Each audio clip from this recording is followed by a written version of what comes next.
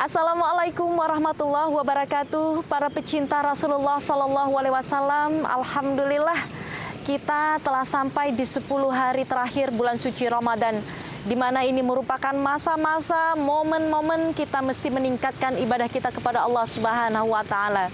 Sesuai dengan substansi inti manusia itu ditujukan untuk apa diciptakan di muka bumi ini.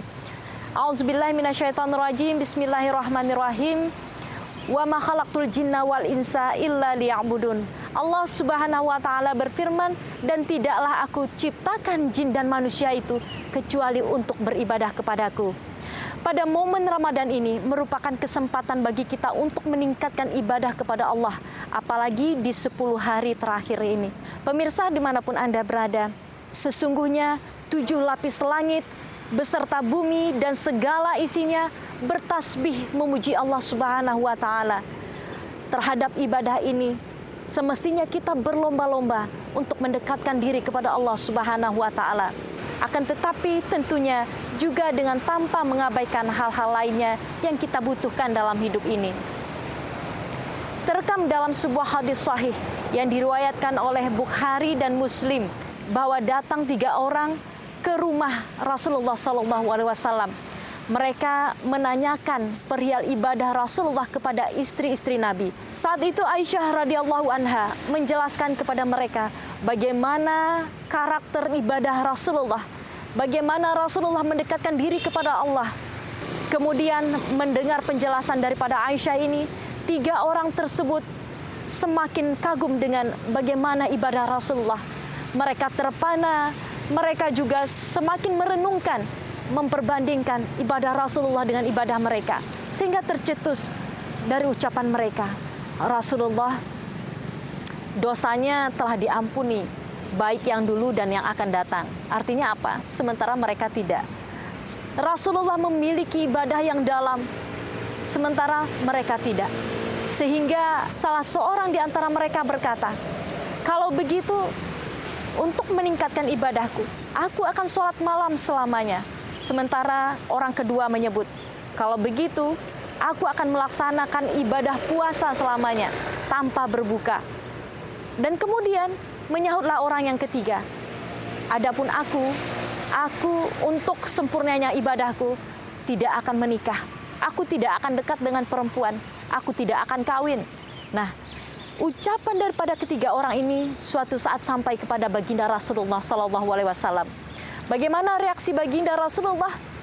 Ketika bertemu dengan mereka, Rasulullah mengkonfirmasi, menanyakan kepada mereka, wahai fulan, benarkah engkau telah berkata seperti ini? Begitu juga dengan orang kedua dan orang ketiga. Wahai fulan, benarkah kalian telah berbicara seperti ini? Ketiga orang itu mengakui bahwasanya mereka telah mengucapkan hal itu. Sehingga Rasulullah Sallallahu Alaihi Wasallam berkata, wahai kalian, sesungguhnya aku lebih takwa kepada Allah Subhanahu wa taala. Tetapi aku ketika beribadah sholat malam, aku tetap menyelingi dengan tidur. Ketika aku ibadah puasa, maka aku selingi dengan berbuka. Begitupun aku mendekati ataupun menikah dengan perempuan. Maka siapa yang tidak suka dengan sunnahku, maka ia bukanlah golonganku. Pemirsa, para pecinta Rasulullah Sallallahu Alaihi Wasallam, dari hadis ini dapat dipahami bahwasanya Rasulullah sangat mengutamakan kualitas daripada ibadah. Memang tanpa mengenyampingkan kuantitasnya, namun tanpa mengenyampingkan ibadah-ibadah lainnya, tanpa menzalimi diri sendiri. Artinya apa?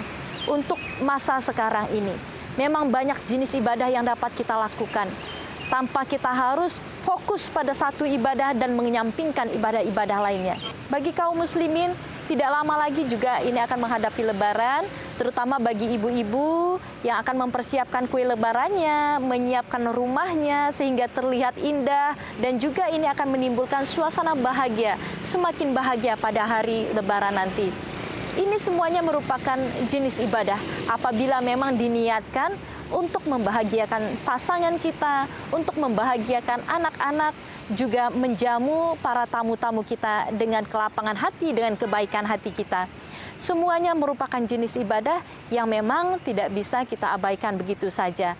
Namun tentunya tanpa mengabaikan ibadah-ibadah utama.